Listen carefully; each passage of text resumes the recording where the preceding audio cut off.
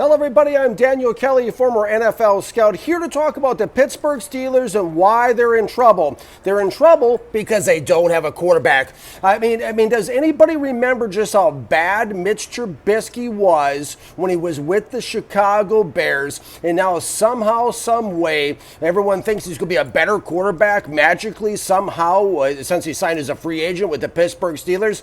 That doesn't make any sense to me. And Kenny Pickett is a bust waiting to happen. I mean, I don't know what's going on with the Pittsburgh Steelers. Back when I was in pro scouting with the New York Jets, my boss's boss was Mr. Dick Haley, the architect of the Pittsburgh Steelers 1970s dynasty. And I had the opportunity and privilege to sit down with Mr. Haley, and he taught me things about the scouting process with the Steelers, things about the measurements, things that are sacred to the Steelers scouting process itself. And of course, with the Jets, I was also on staff with his son, Todd Haley, who went on to become the offensive coordinator of the Pittsburgh Steelers.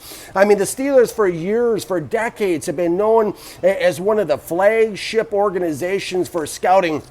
I can't believe they would bring in Mitch Trubisky and Kenny Pickett and actually think that they're going to remain competitive in the AFC North, a division that features Deshaun Watson now with the Cleveland Browns, Joe Burrow with the Cincinnati Bengals, and Lamar Jackson with the Baltimore Ravens. I cannot believe that outgoing general manager Kevin Colbert didn't pick up the phone and call Steve Keim with the Arizona Cardinals and make a deal for disgruntled quarterback Kyler Murray is a parting gift for the city of Pittsburgh and for the Pittsburgh Steelers fans. But no, instead the Steelers are stuck with Mitch Trubisky and Kenny Pickett at quarterback. I'm sorry, but sitting on the bench for a year with the Buffalo Bills does not somehow, some way make Mitch Trubisky a better quarterback. He is what he is. He is what he was with the Chicago Bears. I mean, 2017, 5-11, 2018, 12-4, 2019, 8-8, 2020, 8-8. This guy was 33-31 as a starter with Chicago. He threw 64 touchdowns and 38 interceptions. And Kenny Pickett, don't get me started about Kenny Pickett. Kenny Pickett actually makes Zach Wilson and the Jets last year look good because Kenny Pickett is a lot like Zach Wilson. Only Kenny Pickett can't run. I put a 5th-round grade on Kenny Pickett for Fans Nation, all Lions. You can go check out the article. It's online if you want to take a look at that. I wrote it last fall. And I can't understand this. I mean, how the Steelers organization and scouting staff would bring in a quarterback when they hold the measurements sacred, okay? They brought in a quarterback. They had the 3rd smallest hand size out of 650 measured quarterbacks over a time span of 37 years, according to Pro Football Network. And now he's supposed to come into the inclement weather in Pittsburgh and throw a larger regulation-sized football because the NFL football is larger than a college regulation-sized football. I mean, for a team that prides itself in measurables, that's the most confusing decision I've seen of the Pittsburgh Steelers in the 40 years I've been around the game. And as someone who interned with Tony Dungy, myself, just like Mike Tomlin came off Tony Dungy's staff, it's even more confusing to me. I don't understand how the Pittsburgh Steelers could have passed on the most dynamic player in the 2022 NFL Draft, which is quarterback Malik Willis out of Liberty, and instead have taken Pickett. I don't understand that. As one of the best scouting staffs in the league, I don't understand how they could fall in love with Pickett. I mean, outside of 2021, in 2020, he had 13 touchdowns, 9 interceptions. 2019, 13 touchdowns, 9 interceptions. 2018, 12 touchdowns, 6 interceptions.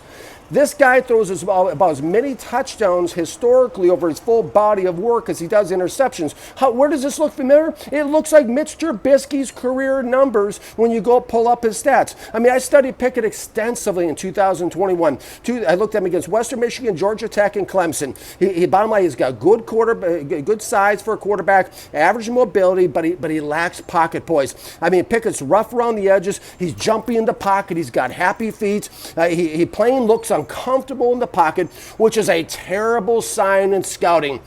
I mean, he takes off at the first sign of pressure. He's easily spooked in the pocket. He's a sandlot football player. He tends to lock in and just stare down receivers. And he's got this big, elongated throwing motion. That's a recipe for disaster. It's a recipe for interceptions in the National Football League. This guy, Pickett, is inconsistent deep. His offense has a very herky-jerky feel to it. He does not bring a good tempo to an offense whatsoever. He does not throw the easy easiest balls to catch from a ball placement standpoint. They're either too high or too low a lot of times. I just, there's nothing at all excites me about Kenny Pickett on game film. I can't believe the Steelers scouts fell for a guy like this. I mean, yes, he's probably smart and tough, and he can probably make a real nice life for himself and a nice career as a career backup who can come in and provide a spark.